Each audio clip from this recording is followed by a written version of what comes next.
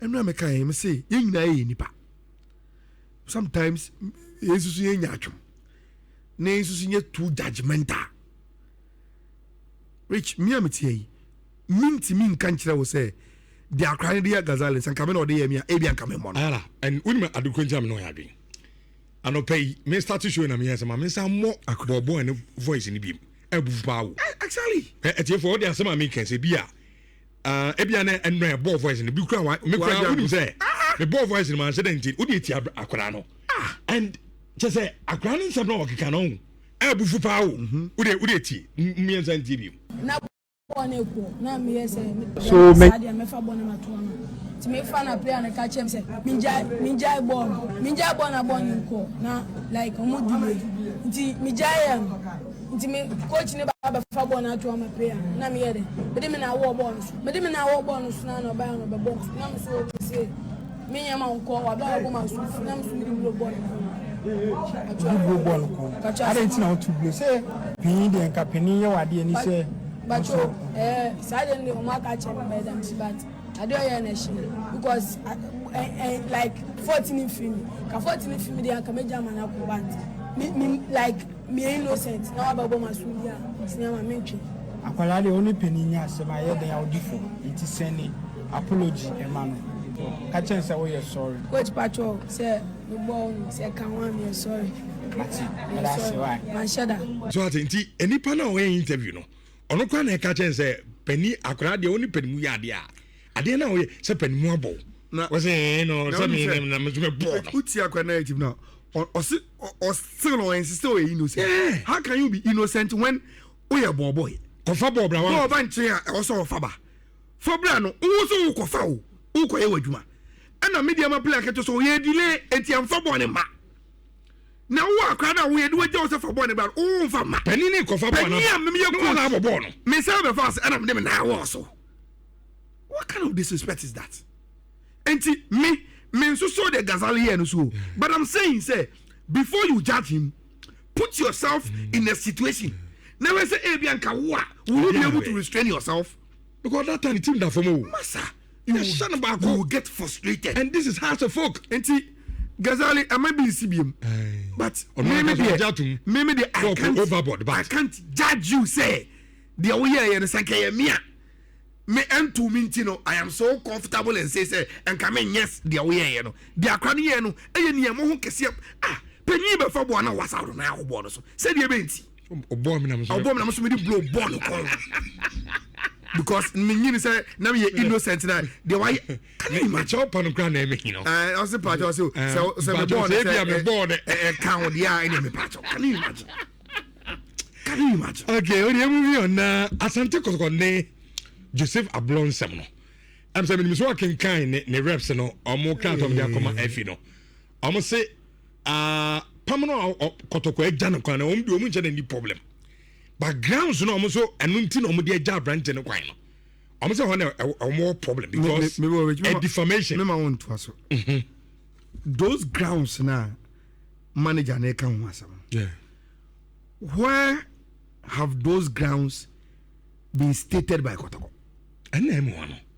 because me ma kan Kotoko letter na omo de bo omo so omo ni branch na party ways no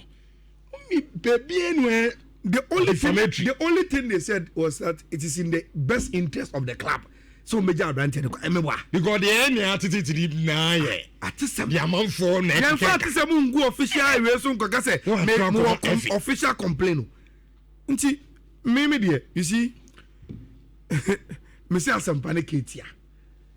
and sometimes I don't see why people give a so no maybe so sabi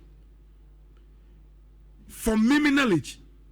I have not heard any Kotoko official any Kotoko official statement either on our website or our social media handle Kotoko letterheader or more air kawabontin say Joseph Abblor indiscipline and now why ye enyamo ho sem bi minti o baby a enti se o ka se Kotoko eja me play ne kwan na ekwan fo so ja ne kwan no omu gu no ho fi a the onus lies on wo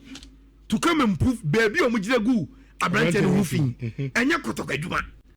enti we leave it to that but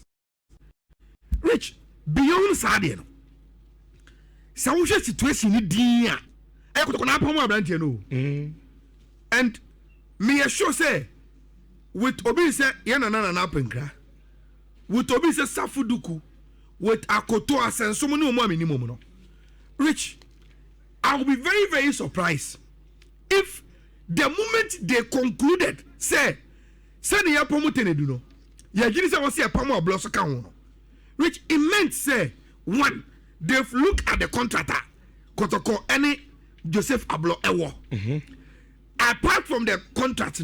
okay, after Blay interview or the famous Blay interview, and who says Kotoko communication that I say after that incident, on my printed code of conduct, I'm a player be hard in Sasasi. Now, Rich, the moment you sign that code of conduct, it will be attached to your contract. So also don't say we say I a supplementary document to your contract. Now, Rich, assuming say and no man koso within Kotoko ni nyina no say no crazy internally Kotoko yo investigations or mu meetings recommendations a committee no etna so share players ni any sound no mani nyina no the recommendation and the decision from Kotoko company for say asumesi obenten I was see a yini free yekunim for 1 2 3 4 reasons in tia. Rich, I am not sure. Sana penkramoni akotomoni le asafudukumo will do that without looking at the contract. Number 1. Number 2, will do that without the responsibility of termination. Etobunim. Sase kasi eja block kwan na. Dey na carbon ye beye. Enyina so be na de be jado kwan. 1, you will be a contract nim and as a code of conduct nim a wo buso. And am I who can say, Yania Branton and Kita Mudiamuno, ye just to Ejan Quayana, number 1.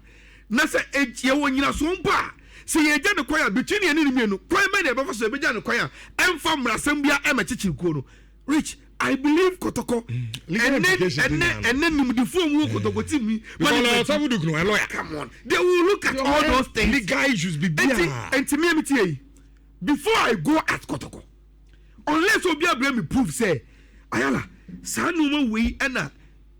e wose Kotoko ejina so ansa no terminate sanuma no Kotoko ni hu evidence. Number 2, so mu jina so no mu pamona when amra ne kese omo nyama ye eno so mu nyoma ji so beye enchado mu kobe, then you have a discussion. But baby omo dem komo ne na amne de don't deserve. Enti ye de Abrante na Asante Kotoko statement omo de ban no mu di ja Abrante ne kwan no ye de ato onso betima baba ka bi no he se defamatory ibi woma na enina no yemfa eni enkomo 3220 83581